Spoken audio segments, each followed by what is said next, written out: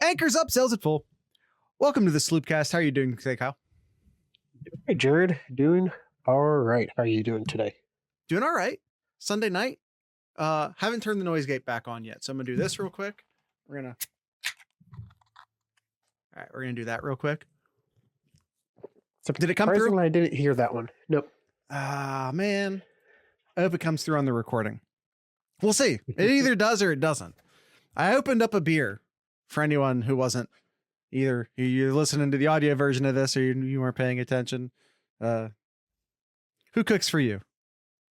That is a Who Cooks for You by Jack Yos. Nice. All right, Kyle, we have Jared drinks wine coolers. I don't know if I've ever drank a wine cooler. I don't know that I know what a wine cooler is, to be honest with you. All right, Kyle, no time for goofs, no time for gaffes. We have Kyle, full transparency time. We weren't going to do this episode tonight. We had planned out doing a too early depth chart prediction show. That was the plan for today. We were gonna it seems like every January, some other J name. We do a too early depth chart projection show. Best guessing the depth chart, something like that. And that's what was going to happen today. But man, the hits keep on coming for Ohio State. The hits keep on coming for Ohio State, Kyle. Another huge week in Ohio State athletics. Ohio State has gotten busy in the portal. Ohio State has now signed. They sure have. At the time of recording, and new people jump in the portal, and so these numbers have a tendency to change. But as of recording, Ohio State has signed the number 1, number 4, number 7, and number 16th player, number 16 player out of the portal. That's pretty good, right? Kyle, I was told NIL at Ohio State doesn't work. Thoughts? I was told NIL at Ohio State's broken. Thoughts? One of two things. I guess sometimes you have to be patient. One of two things. Either one, losing to Michigan 3 years in a row and watching them win the national title has convinced the boosters that it's time to actually seriously commit to NIL, that it is important and that they need to get involved. Or two, 1870 is just a lot better at this than the foundation was. One of those two things is probably true. Why not both? Spikes, I agree. Working so well, it's got a certain SEC coach crying. I mean, that's not hard. Kirby Smart's just mad that everyone gets to pay players now. Used to be they could just do it. Although it didn't work for Texas A&M, so I don't know what to tell you. Oh, was it Lane? What is it because we stole his best running back and this year and his best cornerback last year? Is that why? Probably. They taking over from Gene in terms of steering the collectives? Maybe. Welcome, Kabuto. I mean, further big news from Ohio State this week. And of course, this doesn't technically take effect until July. Gene's still in charge over in Ohio State land. But Ohio State has announced a new athletic director who will be taking over in July. He comes from Texas A&M, an institution that's not afraid of handing out NIL money. You're not going to get any like athletic director hot takes from Kyle and I. A lot of people have had a lot of hot takes, but it's like an administrative role at the university. And I'm not going to pretend like I know, because I don't know. I don't even know what an athletic director does most of the time. They collect a paycheck. Well, and they should be collecting other people's paychecks too, in forms of, fundraising and whatnot.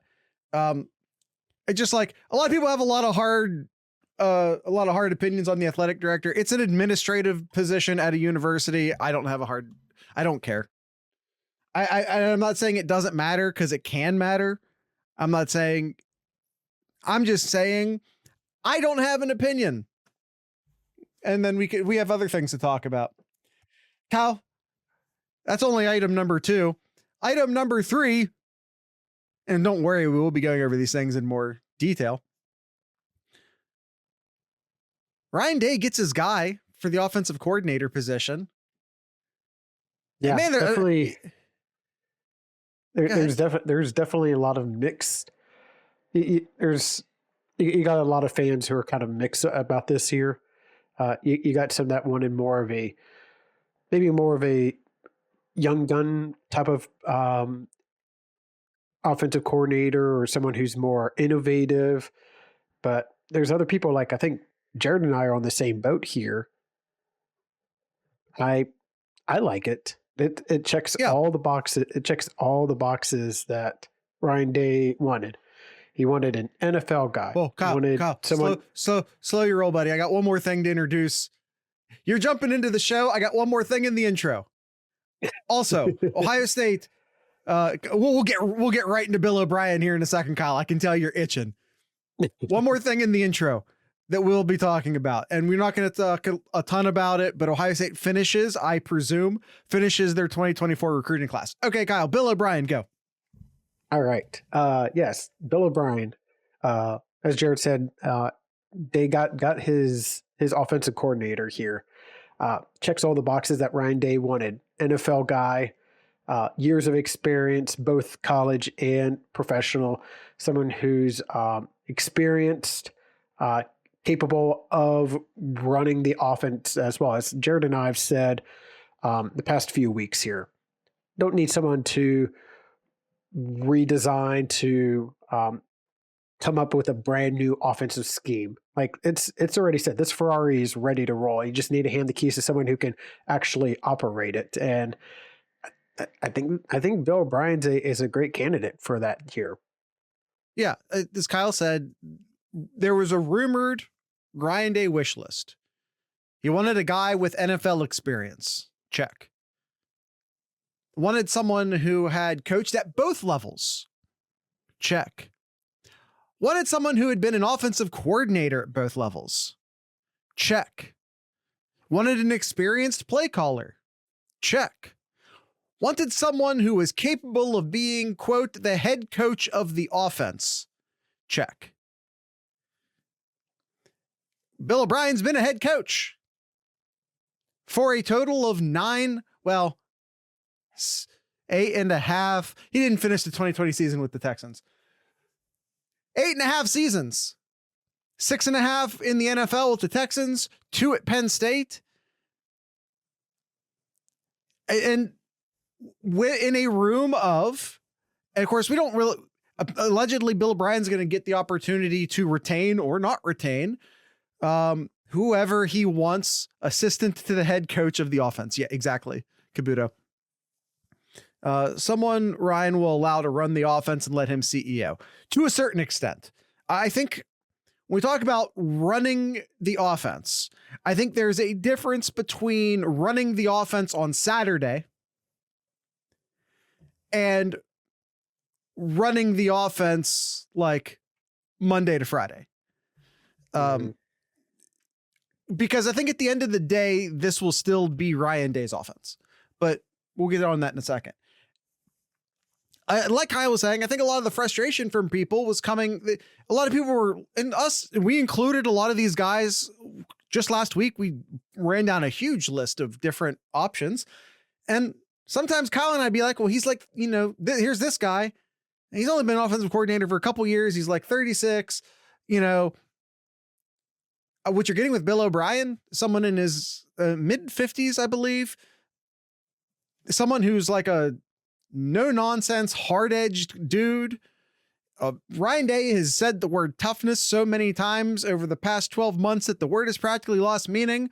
But if you're looking for someone to bring a bit of toughness to the offense, Bill O'Brien's that guy. Mm-hmm. Yep. Bill O'Brien is absolutely. He galvanized PSU. He sure did.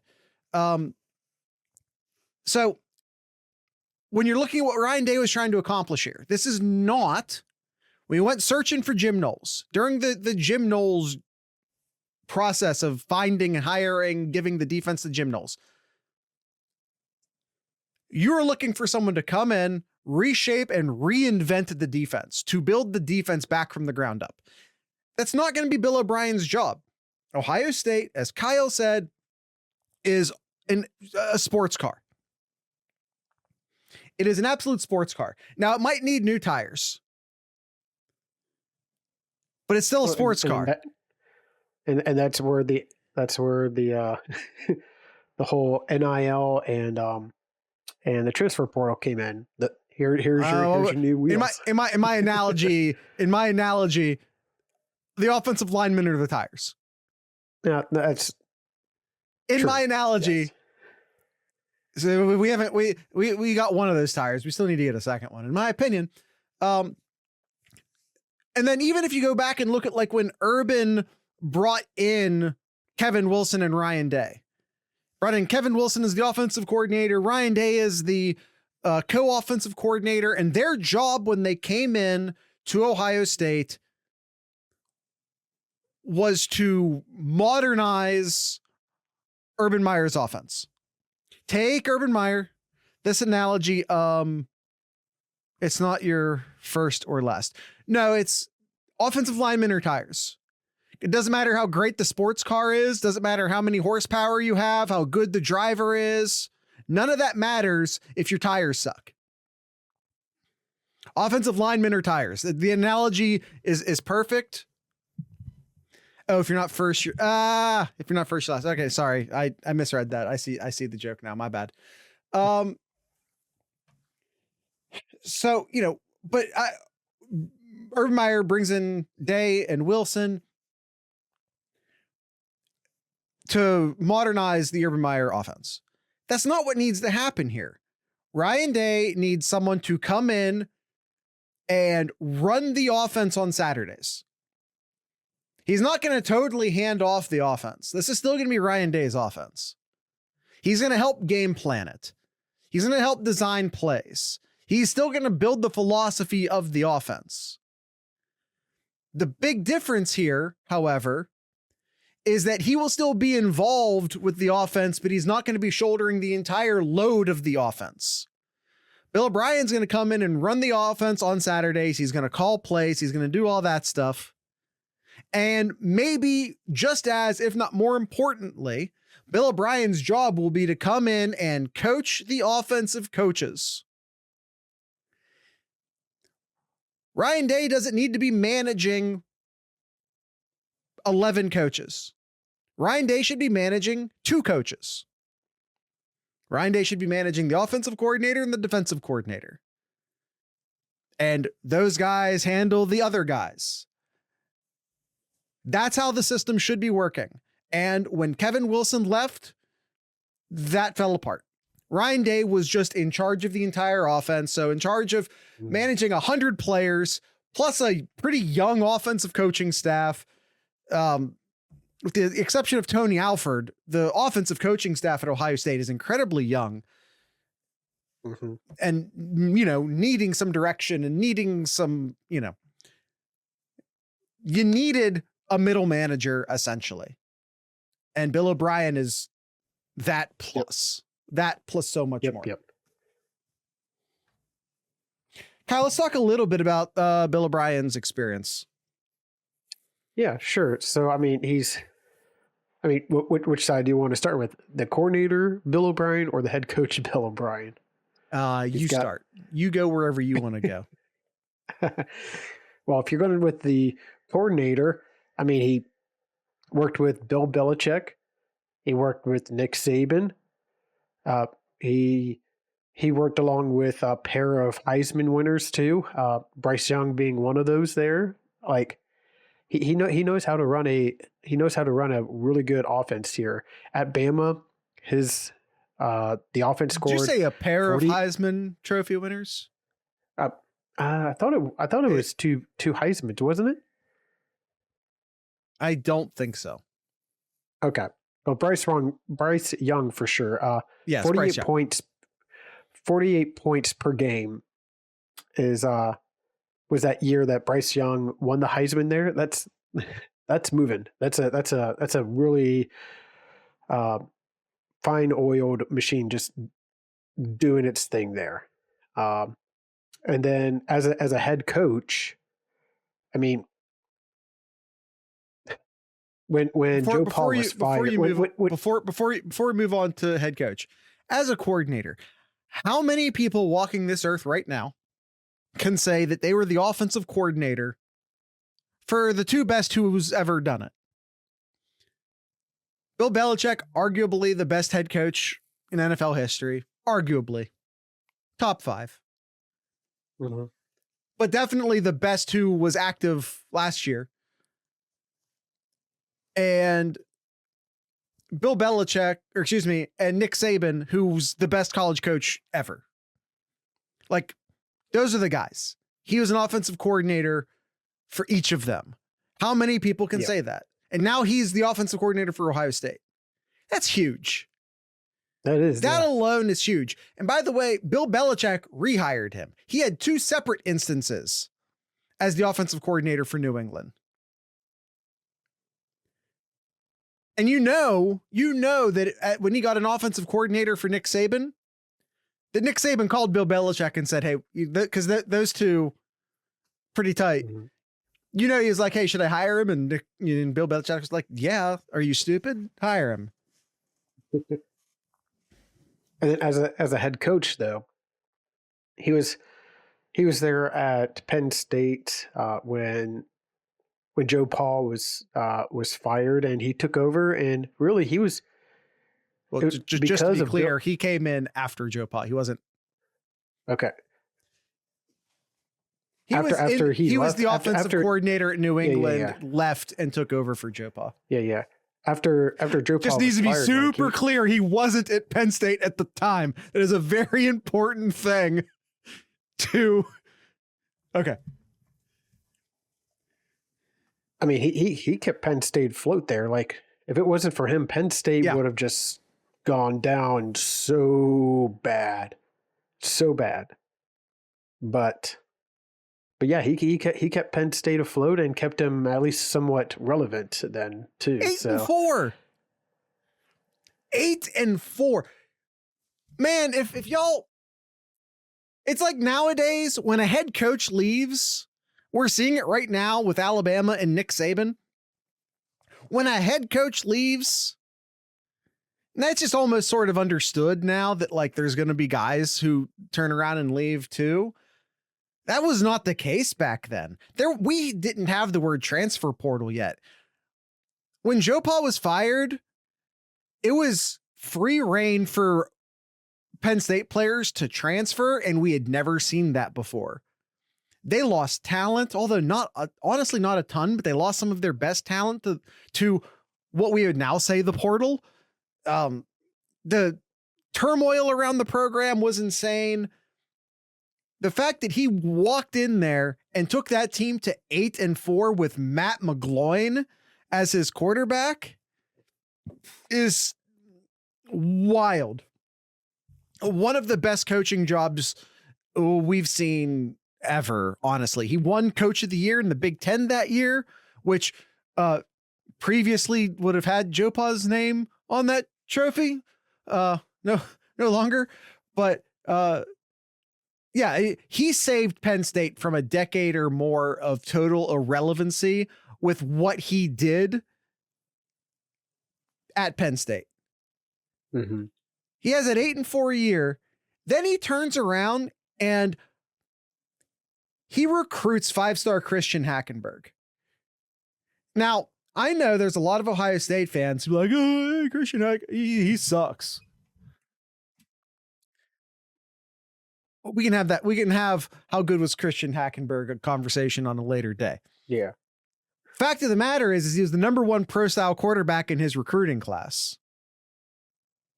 And his most impressive year was the 1 year he was there with Bill O'Brien.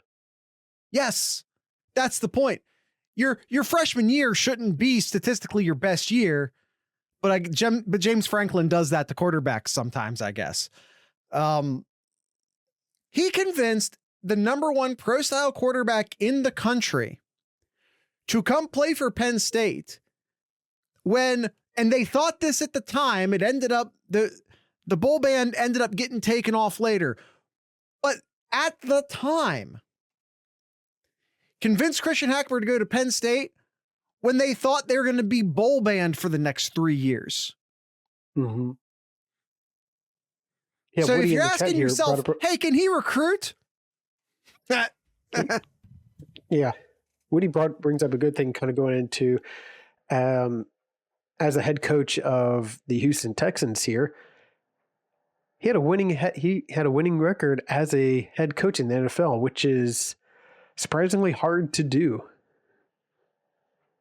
It's very hard to do. You don't frequently in the NFL get to take over a winning program, so you're always kind of. Bill O'Brien had pre-prime Deshaun Watson. I believe he had every course. Again, Bill O'Brien wasn't there for the entire 2020 season, but Bill O'Brien coached, at least at the beginning of the year, every single Deshaun Watson Houston season. If Deshaun Watson was playing for Houston, it was under Bill O'Brien, at least at the start of the year. He won the division 4 out of 6 years. Yes. And he didn't have Deshaun Watson every year. No, I think just the last 4 of his 7 seasons, I believe. Again, he didn't finish 2020, but yeah, I actually have this right here. The Houston Texans have won the AFC South in 2011 and 2012. That was before Bill O'Brien. Then in 15, 16, 18, and 19 with Bill O'Brien. And have only won it once since. Houston Texans, not a very old franchise. They were founded in 2002. They've only won the division 7 times. Of those 7 times, 4 of them were with Bill O'Brien. He coached what can, I think, inarguably be called the Houston Texans' only successful era. Now, before you start, Ohio State fans, one year of the Ryans/Stroud era does not constitute an era yet. It's a single season. What about CJ Stroud? Yet, exactly. Yet. It's not an era yet. It's not the most successful era yet. So that era is still being that history is still being written. We're not counting that year yet. We're not counting 2023 yet. But there's only been one era in which the Houston Texans were good, and it was under Bill O'Brien. Until CJ Stroud came in. We just talked about that, Kyle. I know. I just want to emphasize it, Jared. I know. And I just thought it would be funny if I got mad at you for no reason. And you laughed, so I was right. And by the way, when he was fired in 2020 from the Texans, I think he was making some real questionable GM decisions. Which, listen, he won't be the GM at Ohio State. He won't be the general manager at Ohio State. That's all I'm saying.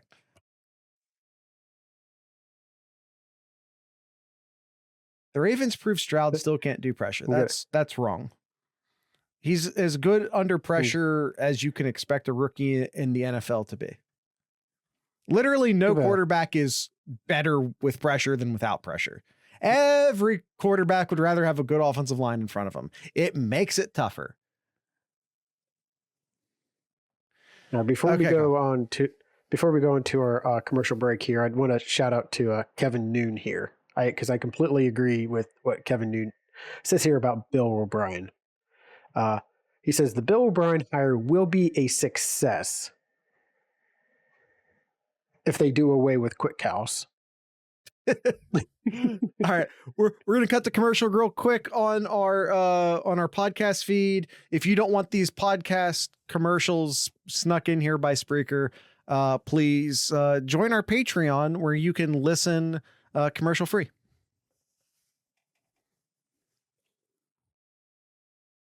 Okay, Kyle. Let's I know I'm going out of order on the show note. No, let me talk about Dominic Kirks super quick. All right. We talked Ohio State finishes up their 2024 recruiting class, I assume. With Dominic Kirks.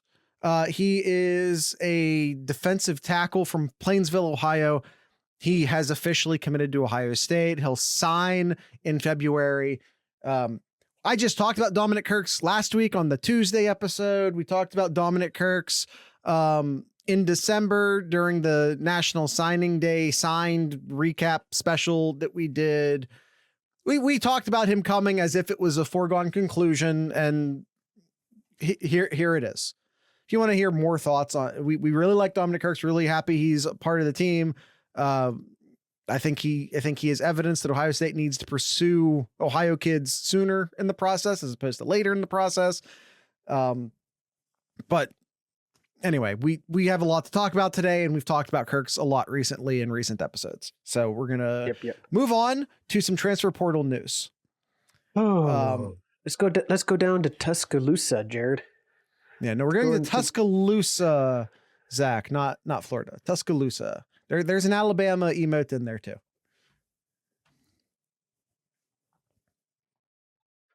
Yeah. We're going to Tuscaloosa, where Ohio State has lifted 2 more. Let's not forget about McLaughlin. They're all under the state codes. So just put the state postal code when you're searching for an emote and you'll find it. Just do colon and then the state code and then it'll pop up. All right, Kyle, we're going to Tuscaloosa. Yes. Ohio State has stolen 2 additional players from Alabama to go along with Seth McLaughlin. It broke late Friday night that Caleb Downs was in fact coming to Ohio State. Yes. By the way, it was all best off season for our program that I can remember, says Woody.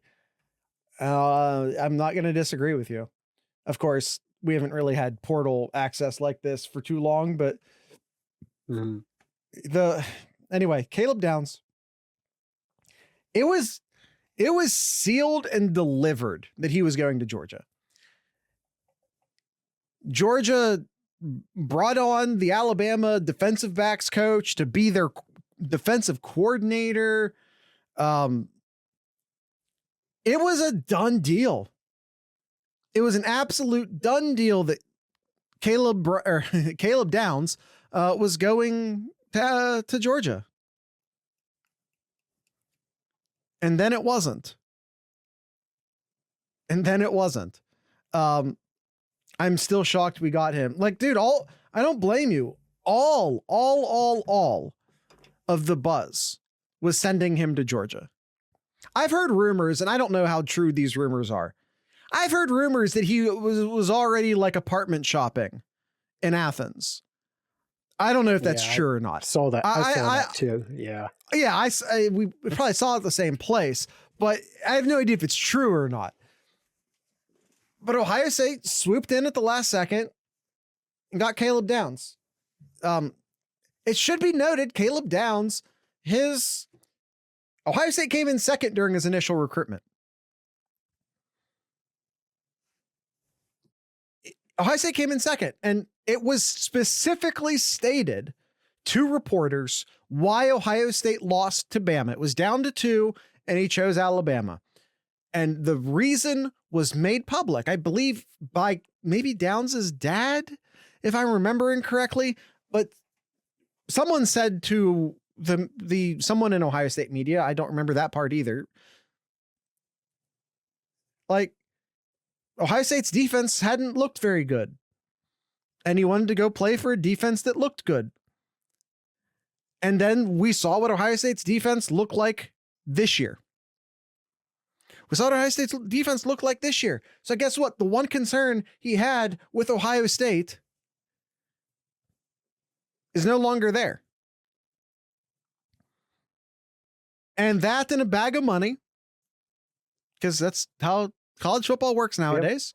Yep, that in a bag of money brought him to Columbus. How good, Kyle, how good is Caleb Downs? For anyone out there who maybe doesn't know, maybe needs convincing, how good is Caleb Downs? He's very good as a true freshman. He had over 100 tackles as a defensive back as well. Over 100 tackles, 70 of those solo, so he can tackle in space. Yeah. 2 interceptions, also has a force and a recover fumble as well, too. And Kyle, can I tell you? I didn't realize this until you put this in the notes here. But that 107 tackles he had led Alabama's defense. Kyle, it didn't just lead Alabama's defense. The next closest guy had 67 tackles. He bested the second place tackler at Alabama by 40 tackles. Kyle, he had enough solo tackles that if only his solo tackles counted, he would have led Alabama with tackles. Yeah. He had more solo tackles than anyone else on the Alabama defense had total tackles. The most important stat in this here, Jared, and I want to make sure everyone's listening here. The most important everyone focus up. Everyone focus up. Kyle's got a good stat. The most important stat here from Caleb Downs is that he had a punt return touchdown. I should have seen that coming. Punt return touchdown. I should have seen that coming. Why didn't I see that coming? What matters here? He won the SEC. It's happening. It's happening, folks. It is happening. 2024. It is happening. It is happening. It's in a 9-year drought at this point. Parker Fleming is actually why Downs didn't come originally, says Buckeye Esquire. Oh, that's dirty, Esquire. That's dirty. Also maybe true, but dirty. Won the SEC Freshman of the Year award. He was second All-American, not freshman All-American. Second team All-American, according to the Associated Press. And was first team All-SEC, not freshman SEC. First team All-SEC. He's pretty good, right? He's pretty good. Pretty good. And by the way, did I mention he's a true freshman? Ohio State's going to get him for 2 seasons. Yeah. Yes, 2 seasons. Unless he pulls out Oh, God. Oh, no. It's 2 seasons. 2 seasons. No. Yes. No, we're in Marv territory. It doesn't matter how big the NIL guys show up. It doesn't matter. He's in like Marv top 5 territory. By the way, Kyle, according to recruiting rankings, On 3, number 1 safety in the country. 24/7 Sports, number 1 safety in the country. ESPN, number 1 safety in the country. Rivals, number 1 safety in the country. And every single service that matters, because ESPN's recruiting rankings suck, had him as a top 10 overall player in the country. Mm-hmm. Well, I think we'll cover this in next week's episode, though, with Caleb Downs coming to Ohio State here. Where does he fit in this defense, and where will some of the existing defensive players shuffle to? No, I think we can talk about that right now. Oh, you do? You want to talk about that right now? I think it's worth talking about.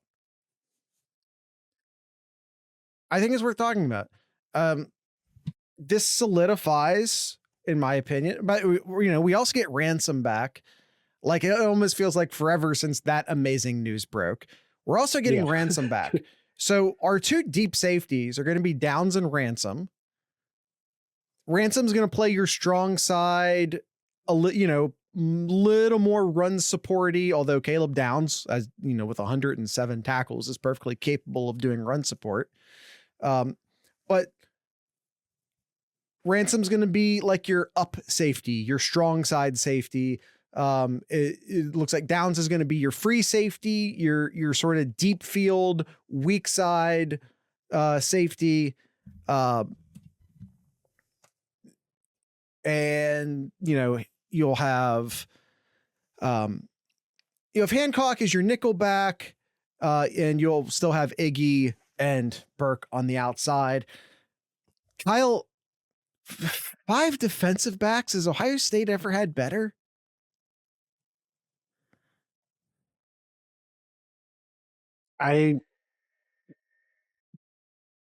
Good question. Good question. I mean, Ohio State's had some good years where they've had some really stellar defensive backs. They sure have. Gosh, I'm not asking that question lightly. I am well aware, Kyle. Let me think about that. I'll get back to you, Jared.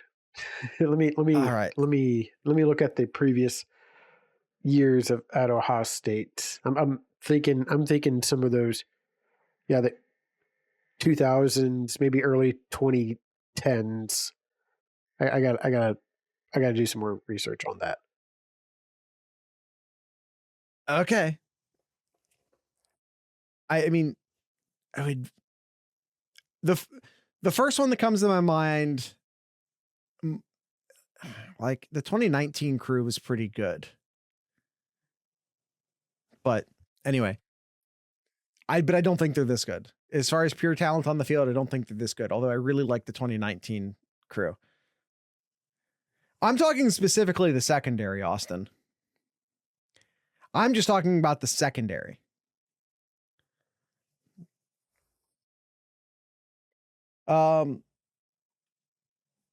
What this does, notice we don't talk about, then this isn't even debatable on paper. On paper, no, it's not. I don't think it's debatable either. But, like Shaun Wade was your third corner on that team, which is an incredible thing to say. But yeah, I don't want to spend a ton of time talking about that. Now,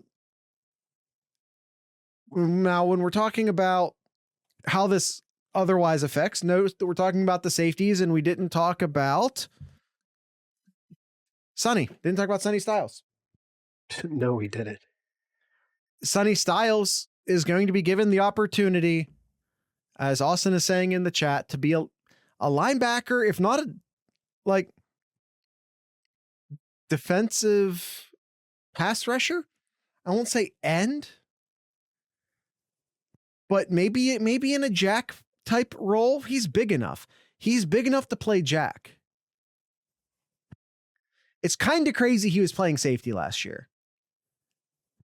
because outside of defensive tackle and cornerback, that might be the worst place to put him. Mm-hmm. I could make an argument that he's a much better inside, outside linebacker or defensive end than he would be a safety. He's the outside linebacker in a 3-4 scheme. I'm not saying Ohio State's going to be playing a 3-4 next year, but if you think about the way the jack is utilized, and if we actually see the jack really come along in the way we are expecting it to in years previous, you are essentially talking about taking a defensive end and standing them up, which is what a 3-4 is. Except if you have a fifth defensive back on the field, then it's more of a 3-3 at that point. I'm just saying, it might be more beneficial if we really get into the safety / linebacker and the, defensive end / linebacker, and you have you get all of these sort of hybrid positions out there. It does start to look a little more like a 3-4 than a 4-3. if they fully utilize these hybrid roles, which they haven't fully utilized to this point. It's worth watching how this affects how Ohio State uses Sonny Styles.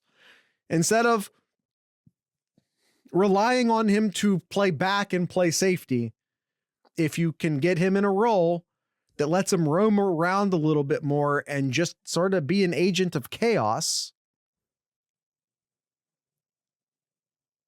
it'll be really interesting to see how that's utilized and how effective it can be. Because I don't think Sonny Styles belonged that far away from the line of scrimmage. Yeah, he needs to play further up. He definitely needs and he will be now.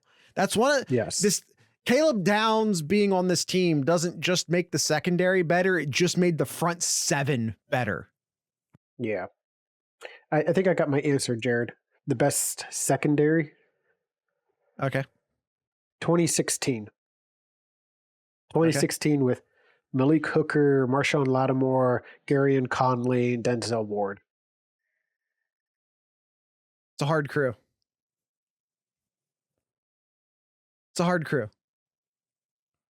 Who's the fifth guy? Because we're talking about fifth guys as well. Who was the fifth guy? Because if we're going 5 deep, Arnett, maybe is what Austin is saying. Arnett, I think Arnett was on that team, Austin, but I don't know if he was like Damian Arnett yet, if that makes sense. It may have just been Webb. Oh, Webb. Yeah. Damon Webb. No, Damon Webb. Yeah. No, it is too early for Sheffield. I'll tell you that. That's a good. It is a good crew. That's a good. I think that's the team to beat for this team. I think that's probably the crew to beat for this team.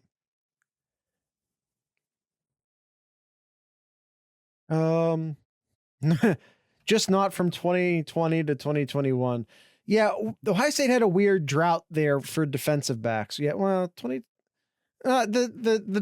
talent was there in 2022, Austin. They were young. Burke had injury issues I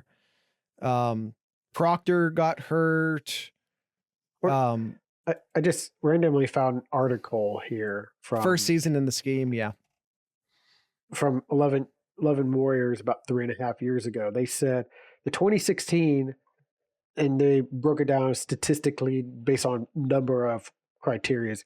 The number one secondary was the 97 team with Winfield, Moore, Gary Berry, and Ahmed Plummer.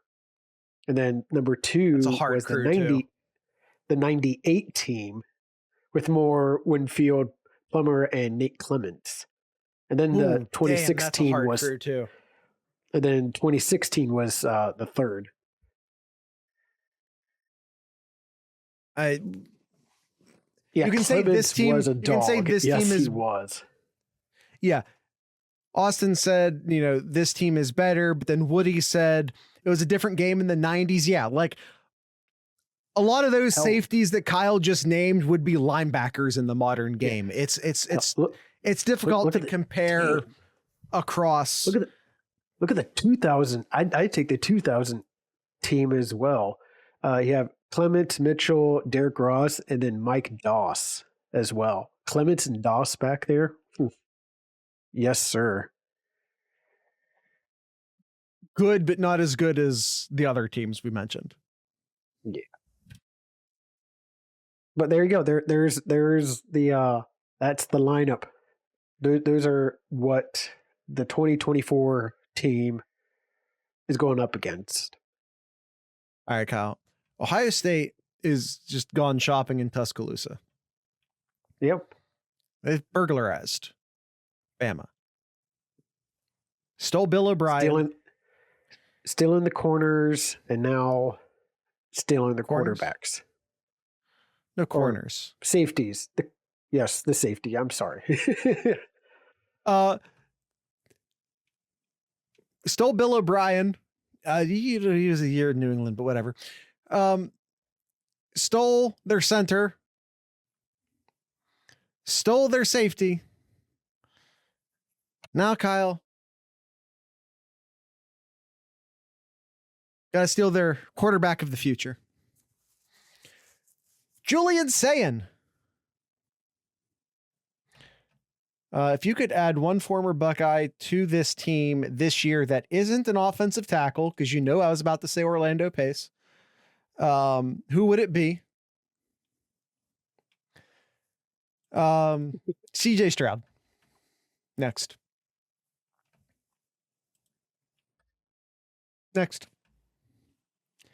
You really should have taken the quarterback away from me too. I wouldn't. I'd take Stroud, but that's fine. Julien Sayin, only a few weeks from committing to Bama. Decommits from Bama. Didn't decommit. He's transferring.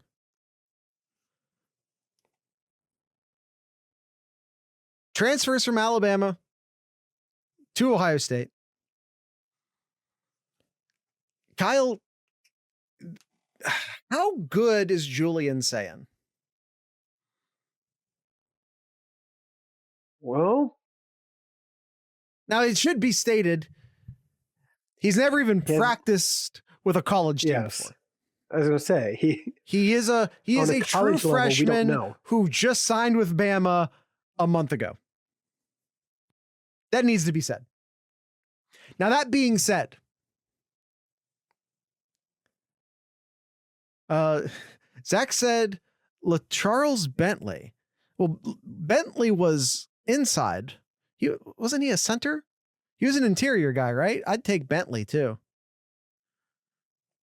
Bentley's also a good answer. I mean, there's a lot of good. Nick Mangold, I think, there's a lot of good centers I'd take. Yeah, Mangold's a good one too. Ohio State has a lot of good centers. I think that would also be an acceptable answer to that question. How good, Kyle, is Julien Sayin? Well, he won the 23 Elite 11 finals, which went up against Raiola and Noland, who were both ranked second and third. Yeah, they're just, to be clear, Elite 11 only declares a winner, but you know, all of the recruiting outlets are there and they all do their own rankings. Most people put most people put Sayin at 1, but then like that crew of 3 people sort of above the rest. The most common ranking you'd see out of an Elite 11, like post Elite 11 write-up article from a recruiting outlet would basically say Sayin 1, Raiola 2, and Nolan 3. And it's kind of crazy that all 3 of those guys were affiliated with Ohio State at one point. Yeah. And 2 of them currently still are.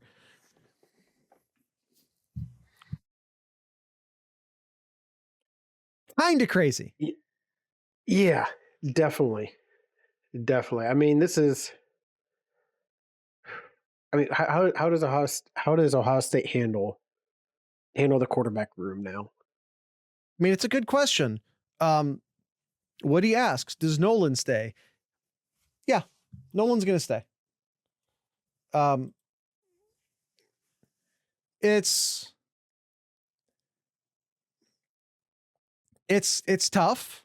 I mean, there were rumors out there, and there are a lot of conflicting rumors. A lot of times I'll say there were rumors out there, and a lot of people will think I will believe the rumor because I'm repeating it or because they heard it elsewhere.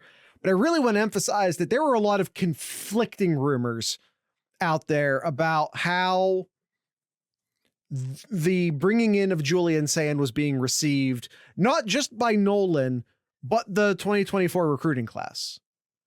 You heard everything from open rebellion of the entire recruiting class to everyone's cool with it, and basically everything in between. And, we were having this discussion in the Discord, and someone said to me, or, they just, maybe not, they just were talking and just like, how do you sell this? How do you sell this to Noland? And this is what I wrote. I decided I was going to role play as Ryan Day for a second. This is what I wrote. When I first got to Ohio State as the quarterback's coach, I had Dwayne Haskins and Joe Burrow waiting behind JT Barrett. I knew from the start that they were both special talents, but only one of them could win the job. They competed and pushed each other every day. That competition made them the best quarterbacks they could be. Ultimately, Joe hurt his wrist and Dwayne won the job. But both players were Heisman finalists. Both players picked in the first round. This is Ohio State. No one here is promised a starting position. They are earned, not given. What I can promise you is that we will make you the best version of yourself. If you stay here and you put in the work, you'll be great. Austin, we won't talk about the fact that Tate Martell was also in that quarterback room. That's not. We're sales pitching. We're not telling an accurate history lesson. We're sales pitching.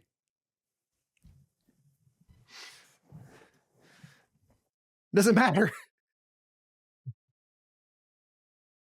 Doesn't matter about Tate Martell. But that's how you sell it. Ohio State is big boy football. If you think you were at any point promised a starting position, you were wrong. I'm not saying that Nolan thinks that, for the record. This isn't, I don't know how, I've heard too many conflicting reports about how Nolan feels about this situation to even presume to know how Nolan feels about this situation. There's too much stuff out there that is conflicting. I have no idea how Air truly feels about all of this. No idea. Not going to pretend to. Mm-hmm. Again, a lot of conflicting reports out there. I'm just doing the sales pitch. How do you convince two of the three best quarterbacks in the recruiting class to live in the same recruiting class? And you give them the old iron sharpens iron. That's how. Kyle, we need to cut to another commercial break real quick. Again, if you don't want to hear these commercials on the podcast feed, then you can hear the commercial-free version on patreon.thesloopcast.com. $32 a year. That's it. $32 a year. Here's a quick commercial break.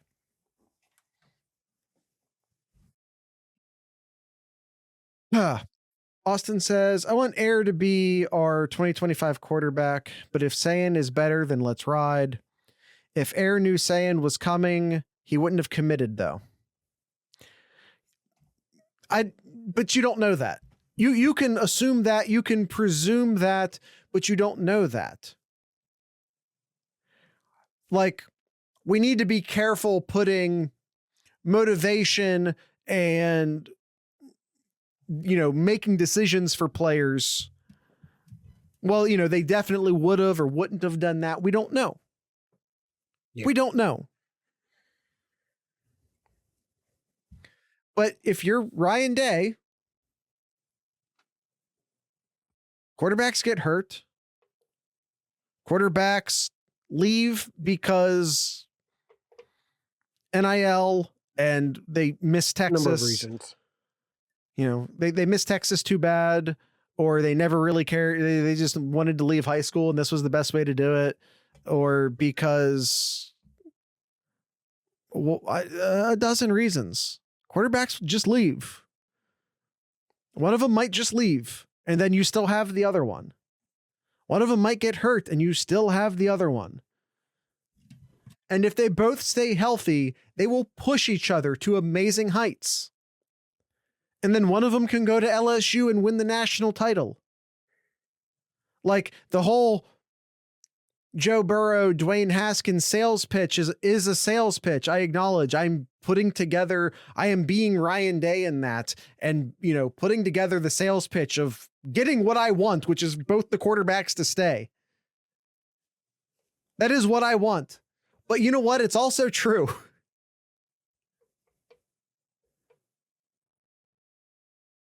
It's also true.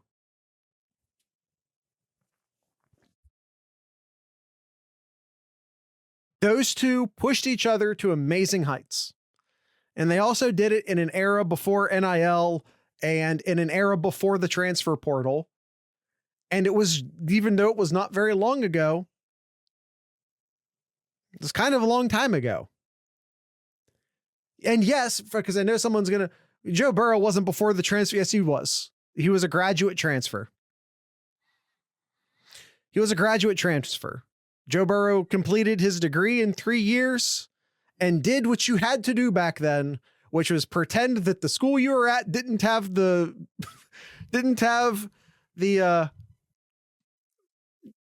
master's program that you wanted, and the other school did. And we all had to pretend that that's what was happening.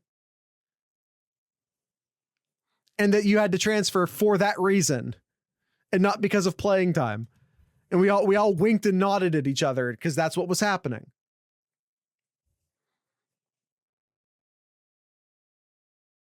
But, you know, congrats to Joe Burrow because it worked out for him. And I'm happy for him. I'm incredibly happy for Joe Burrow. So that's the sales pitch, but it's also true. So what's next? What's next for Ohio State here then? Still need an offensive tackle, in my opinion. Proctor does leave Alabama, but he immediately goes home to Iowa, which is what we heard. It's what we heard. He missed home. He had a rough year being thrown out there as a true freshman in the SEC. And he just wanted to go home. And I'm sure Ohio State tried their best to just be like, hey, we've got corn too. Like, we're kind of like Iowa. We're almost as flat. Come on. Almost. We're almost as flat and we've got corn. But he wanted to go home, so he went home. And I'm happy for him. Woody says Luke Montgomery will be a beast. He was never going anywhere else, Austin says. I agree. I agree that Luke Montgomery will be a beast. I don't know if he's going to be a beast in the year of our Lord 2024. If I did, I wouldn't be so concerned about getting an offensive tackle out of the portal. Because if Luke Montgomery was reaching all of his potential, if he was going to reach his potential in 2024, I'd be perfectly happy putting him at left tackle and Simmons at right tackle. And then, you know, we'll figure out the interior of the offensive line and then we go. I'd be happy with that. But I don't know that Luke Montgomery is going to reach his final form in 2024. And I don't know if anyone knows that.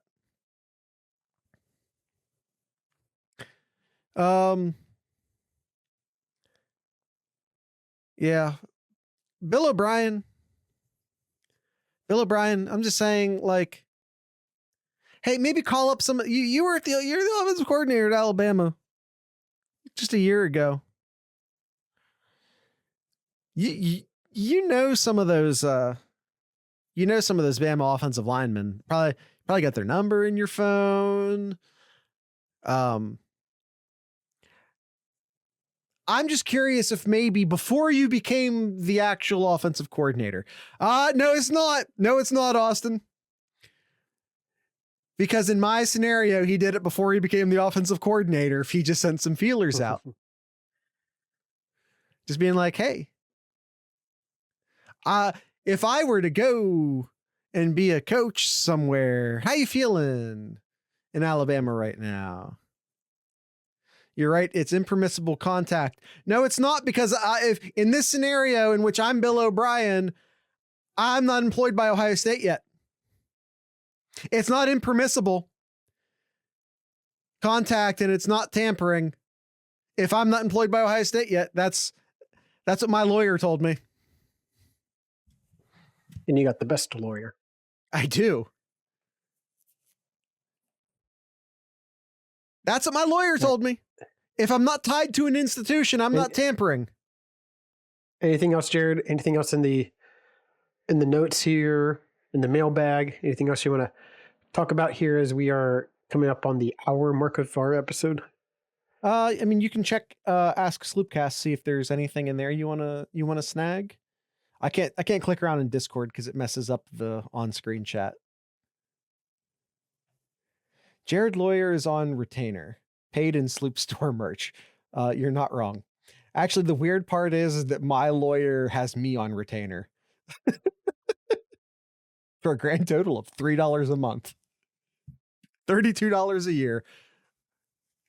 Patreon.thesloopcast.com. This was a while ago, but Always be plugging. With Parker Fleming gone, what is the percentage increase in odds for a kick return or punt return touchdown this year? Well, we have to drastically increased with Caleb Downs coming. I mean, he'll be the only guy on the roster with a punt return touchdown, and that's just a fact. That is a fact. And if we're talking specifically punt return, and that's what the question asked, yes?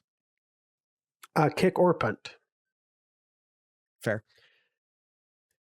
We should be forcing, with this defense next year, we should be forcing more punts more often. Which also just statistically increases the likelihood of there being a punt return touchdown.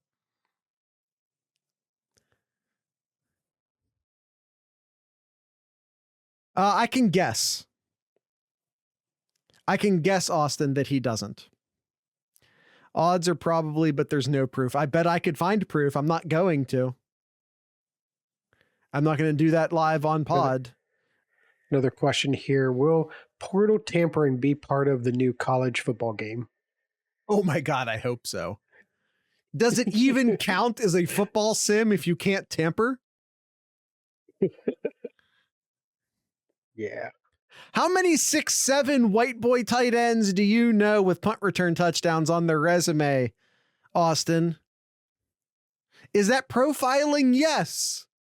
Is it still accurate? Probably. I think those are all the questions there, Jared. Those are all the questions for today. Those are all the questions, huh? Mm-hmm. I think this team is geared up for a national title. I'd feel so much more confident with getting that extra protection for whoever's going to be starting at quarterback. It's going to be Howard, right? It's going to be Howard, right? We'll see. We might listen. Yeah, all in 2024. All in for 2024. Well, we're about 25 and 25. We're all in on 2024. Let's do this. Right. Does Ohio State rush for more than 2,500 yards? Asks Woody. I'm going to say no.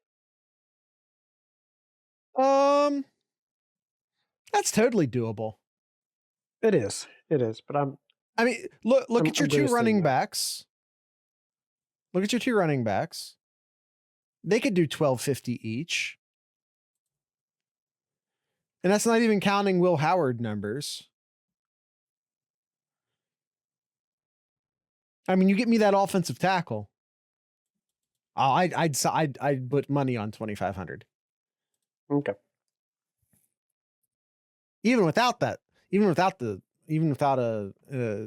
excellent offensive tackle, I'm still probably hitting yes on 2,500.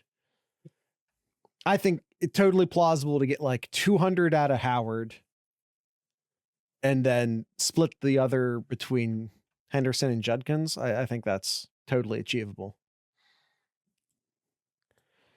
Austin, I'd probably be more like 1150, or I'd rather be like 1,200, 100, honestly. Or maybe Howard getting like 200 and that being the difference. Totally achievable. 100% achievable. Get me an offensive tackle, then buy me a national title t-shirt. I don't think anyone can touch us other than Georgia. I'm just going to say it. I don't think anyone can touch us other than Georgia. Still got to beat Georgia, though. That's the thing. Yep. Oregon. You got to win more games now. You got to win more games this year now. Oregon will be good. And by the way, Oregon might beat us in the regular season. Go into Eugene, still pretty early in the season. It's a very losable game.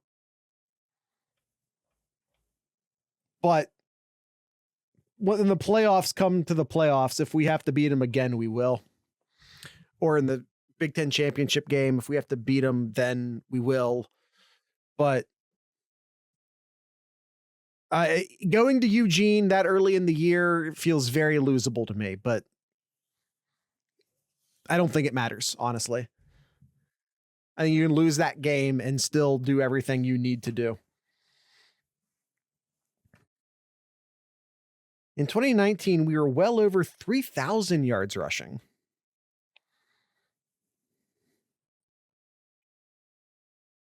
Interesting. All right, that's it. That's the end of the show. Yeah, that's it. That's the end of the show. I already mentioned the Patreon. If you don't like those goofy ads that Spreaker, our podcast service, places in the show, you can avoid those for $32 a month going to patreon.thesloopcast.com. It also gives you premium access to the Discord server. You can watch and chat live, which is only paid members get to do that in the Discord server. So you can also do that. You get early access to episodes. You get premium access to in our Discord server, which gives you access to like our recruiting channel. Gives you access to a lot in the Discord server. Although I will say the Discord server is primarily free. It is primarily free.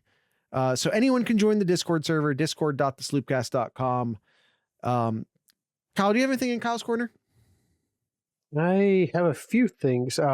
Buckeyes basketball get on the winning track here against Penn State. Hey, you take the win you take a win in January. Yeah, okay. You take a win in January. Fair enough.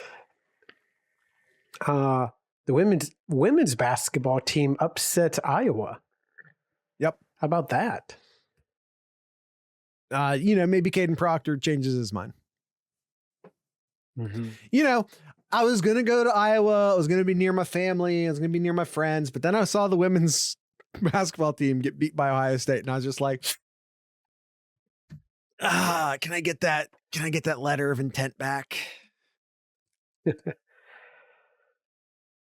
Yeah. So yeah, a pair of basketball news here. I think Buckeyes play at Nebraska this Tuesday, the 23rd, and then on the road again up to Evanston to take on Northwestern. Both winnable games, by the way, but they have not done well on the road. It's been a very long time since they've won on the road in the Big Ten. We'll see how the new athletic director evaluates Holtman. Although the buyout's just too big, I think. And everyone thinks Ohio State has unlimited money. They don't. Because if you're really asking yourself, you want to pay $14 million to early terminate Holtman? ask yourself seriously if you'd rather have Holtman gone now, or if you want to make sure to keep your offensive and defensive coordinator in place, because I don't know what Bill O'Brien's about to make, but I'm sure it's not cheap. If you want to make sure to keep Brian Hartline in place and Tim Walton in place, you want to make sure that all those football coordinators aren't getting lured away to other jobs.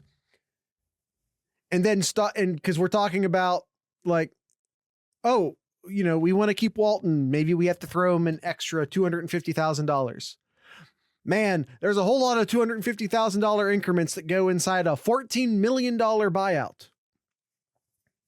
So really ask yourself, do you want to buy out Holtman's contract? Last I looked, we're a football school.